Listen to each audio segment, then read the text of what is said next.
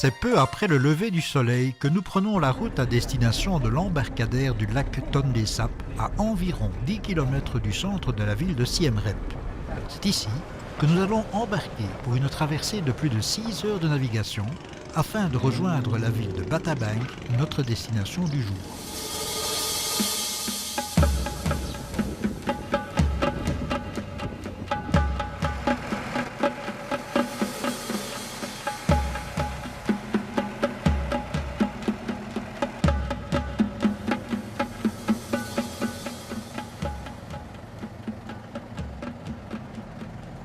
La particularité du lac Tonlé Sap est de porter le même nom que la rivière qui l'alimente, mais également d'être le régulateur naturel du Mékong et de cet énorme corridor fluvial qui arrive du Tibet avant de descendre 4400 km à travers l'Asie pour se jeter dans la mer de Chine au Vietnam.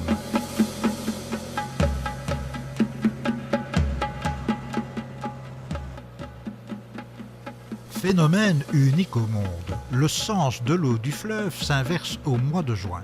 Le fleuve Tonlé Sap se charge de l'eau du Mékong, qui se déverse pendant environ 100 jours dans son lac, multipliant sa surface par 5 en le transformant en mer intérieure. Ce phénomène sert ainsi de valve de sécurité naturelle contre les inondations inhabituelles, même si c'est parfois insuffisant.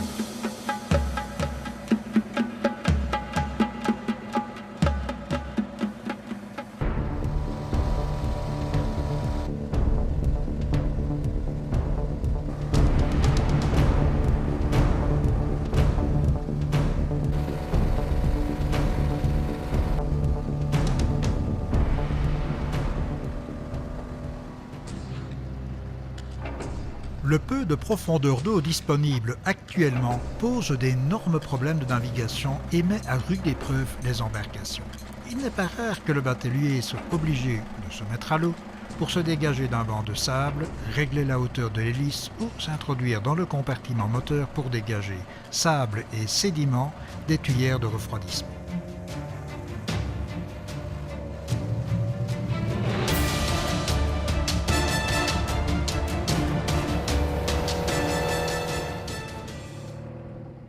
Ce plan d'eau est le plus grand réservoir d'eau douce du Cambodge, mais également la plus grande réserve de poissons d'eau douce du pays. Il est en plus le passage fluvial privilégié pour le transport entre Batabang et Siem Reap. Le niveau d'eau de cet ensemble hydraulique subit des variations importantes de par les saisons, mais aussi par le changement climatique. Mais pas seulement, car une menace pèse très fort sur le Mékong et ses affluents. Je nomme ici les barrages hydroélectriques. Nous savons que la Chine en a construit 4 sur les hauteurs du Human qui produisent déjà des effets négatifs sur le débit du fleuve et que le Laos projette la construction de 6 barrages sur son territoire dans un avenir proche. Il est certain que la production d'énergie propre est importante, mais il est à souhaiter qu'un équilibre puisse se trouver afin d'éviter une catastrophe écologique et économique sans pareil. Nous pouvons observer autour de nous une organisation et un mode de vie singulier transmis depuis des générations, la vie nomade en milieu aquatique. Il y a le commerce local, soit dans les magasins flottants, soit effectué par des vendeurs nomades. À cela, il faut ajouter les salles de fête pour les mariages, les écoles, les lieux de culte et même des centres de réparation en tout genre. La prolifération des jacinthes d'eau est un véritable fléau pour la navigation, mais pas seulement, car leur accumulation en matelas provoque un écran total à la lumière et met en péril le développement de la vie marine. Pour pallier à cette invasion végétale, diverses ONG, dont une belge, ont aidé les populations en leur apprenant à utiliser les jacinthes d'eau comme matière première d'objets de vannerie.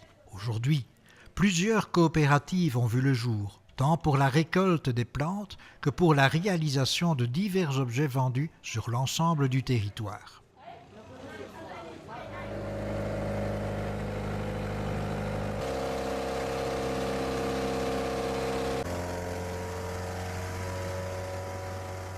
Nous naviguons à présent hors du village flottant de Prektoul et différents matelas de jacinthe non circonscrits commencent à apparaître. Il faut user d'un savoir-faire pour se frayer un chenal parmi ces végétaux afin d'éviter l'enroulement des racines et plantes dans l'hélice.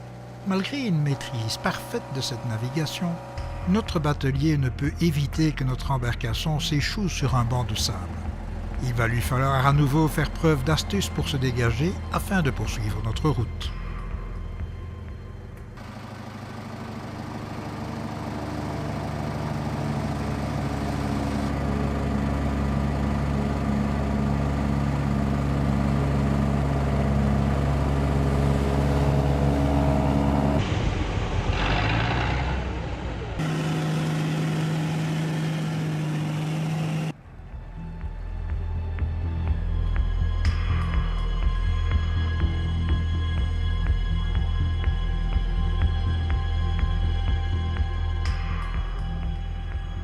Comme nous avons pu l'observer, même le bateau de transport public, bien plus volumineux et plus dominant, ne parvient pas à éviter ce piège. La puissance de ses moteurs ne lui permet pas de se dégager et même la bonne volonté de l'équipage, n'hésitant pas à se mettre à l'eau, n'est pas suffisante. Il ne reste pas d'autre solution que de faire appel aux passagers volontaires pour se sortir de cette situation difficile qui peut parfois provoquer de réelles frayeurs.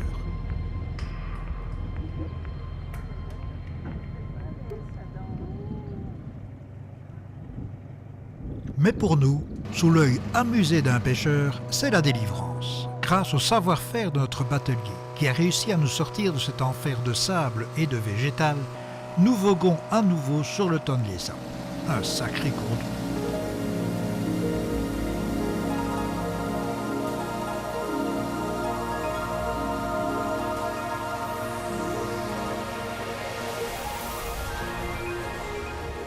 Nous avons à présent rejoint la rivière Sanquer, dont le niveau d'eau est un peu plus élevé. Nous y croisons d'ingénieux filets de pêche à balancier et atteignons le sanctuaire des oiseaux de Prectowald, refuge d'une multitude d'oiseaux migrateurs dont des cigognes que nous voyons ici.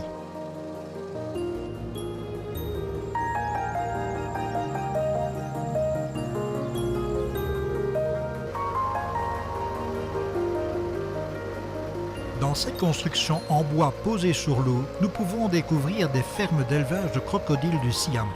Ces animaux d'une longueur maximum de 3 mètres sont une source importante de revenus pour les populations. D'abord afin de repeupler des régions où ils ont disparu, comme en Thaïlande, ensuite pour le commerce de leur peau.